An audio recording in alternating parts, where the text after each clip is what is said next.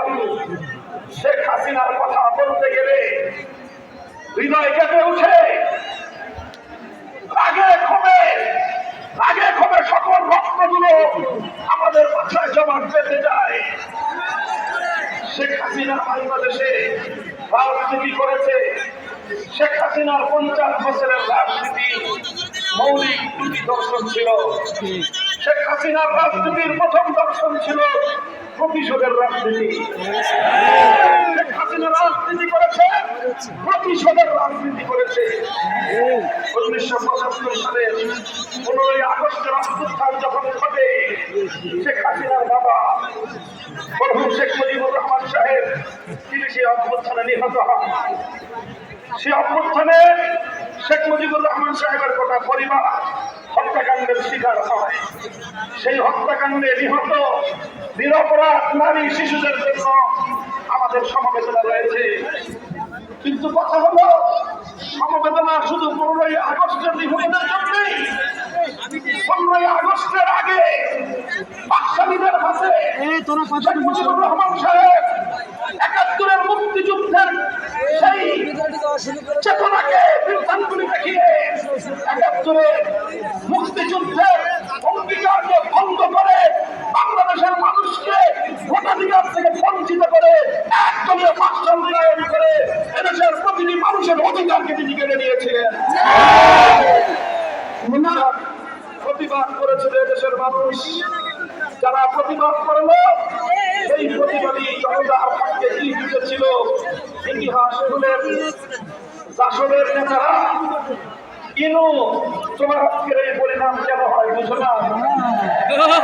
কেন জনতা তোমাকে রাজি করে? কিন্তু কারাগারের অন্তরালে বসে নতুন করে ভাববা আমি আহ্বান জানাই। মতিয়া চৌধুরী শেখ মুজিবের চামড়া দিয়ে টুকটুকি বাঁধাবার চিন্তা করেছিল, ঘোষণা দিয়েছিল। কেন দিয়েছিল সেদিন?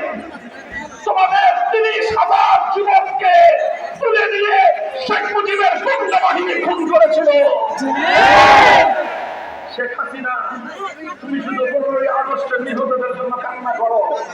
কাঁদতে কাঁদতে 50 বছর এদেশের মানুষকে ধোকা কম দাও নাই। 15ই আগস্টের নিহতরা যেরকম তাদের রক্তের দাম আছে, তাদের হাতে, তোমার বাবার হাতে, তোমার বাবার বাকশালীদের হাতে আমার বাংলার 30,000 মায়ের কল খালি হলো। সেই মায়েদের চোখের অশ্রুর মূল্য নাই। আমার সেই সকল সরদারা 30,000 যুবকের জীবনের কোনো দাম নাই। তোমার কাছে যদি 30,000 যুবকের প্রাণের কোনো দাম না থাকে, এদেশের মানুষের কাছে 15ই আগস্টের নিহতদের কোনো মূল্য থাকবে।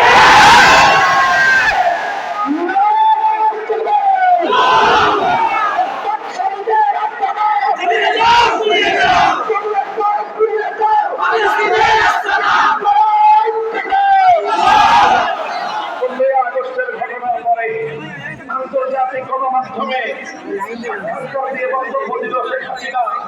বলল যে জাতি তার বাবাকে হত্যা করেছে, তিনি সেই জাতির কাছ থেকে প্রতিশোধ গ্রহণ করবেন।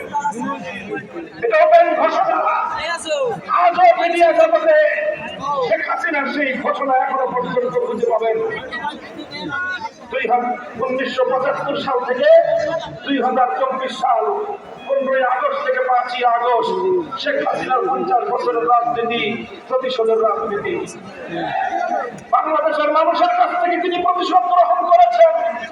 এদেশের মানুষ যেন মাথা তুলে দাঁড়াতে না পারে সেই ব্যবস্থা তিনি করেছেন। দেশটা যেন একটা তলাবিহীন ঝুড়িতে রূপান্তরিত হয় সেই ব্যবস্থা তিনি করেছেন। আমার কাছে আশ্চর্য লাগে, একটা বিধবা নারী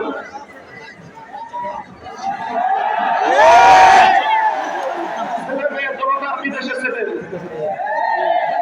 একটা বোন আছে, সেই বোনের ফ্যামিলিও বিদেশে ছিলেন। টাকা লাগে, লক্ষ কোটি টাকা আমার গরিব দেশ থেকে পাচার করলাম। আমার দেশের শ্রমিকরা মেহনত করে, কৃষকরা মাথার ঘাম পায়ে ফেলে বিদেশ থেকে আমাদের ছেলেরা, আমাদের মেয়েরা, রেমিটেন্স যোদ্ধারা কষ্টার্জিত পয়সা দেশে পাঠায় আর আশা করে বাংলাদেশটা উন্নত হবে। তোমরা মেগা মেগা প্রকল্পের নামে মেগা দুর্নীতি করে বাংলাদেশটাকে, বাংলাদেশের অর্থনীতির ভিতকে ধসিয়ে দিলে। কেন এত টাকা চুরি করলে? পরে আমি নিজেই খুঁজে পেয়েছি আসলে তাদের এত টাকা প্রয়োজন ছিল না, কিন্তু এই টাকাগুলো তারা চুরি করেছে শুধু এজন্য যেন বাংলাদেশ মাথা উঁচু করে দাঁড়াতে না পারে, বাংলাদেশটাকে আরেকটা দেশের অঙ্গরাজ্যে পরিণত করবার চক্রান্ত করেছে সে। বাংলাদেশের মানুষ কোন এক সময় তোমাকে ভোট দিয়ে প্রধানমন্ত্রী বানিয়েছিল, তুমি গেলে আরেক দেশে, সেই দেশে যাওয়ার পর সেই লোক খস করে পট্টি বেঁধে হাতে তসবি নিয়ে ক্ষমতায় গেলে আরেকটা দেশে যাওয়ার পর তোমার কপালে তিলক পরাইয়া দেয়, মেনে নাও। তোমাকে ঘোষণা করা হয় মুখ্যমন্ত্রী, তুমি হাসিতে গদগদ হও। বাংলাদেশের মানুষ তো সেদিনই তোমাকে বলেছিল আমরা আমাদের ক্ষমতার মস্তকে স্বাধীন আত্মমর্যাদা সম্পন্ন প্রধানমন্ত্রী চাই, পুরোপুরি মুখ্যমন্ত্রী দেখতে চাই না। তুমি সেদিন বাংলাদেশের মান মর্যাদাকে ধুলোয় মিশিয়ে দিয়ে এসেছিলে। শেখ হাসিনার রাজনীতি ছিল বাংলাদেশটাকে ধ্বংস করার রাজনীতি। এই ধ্বংস করে সে ৭৫-এর প্রতিশোধ গ্রহণ করতে চেয়েছে। আর তার রাজনীতির দ্বিতীয় দর্শনটা ছিল ডিভাইড অ্যান্ড রুল।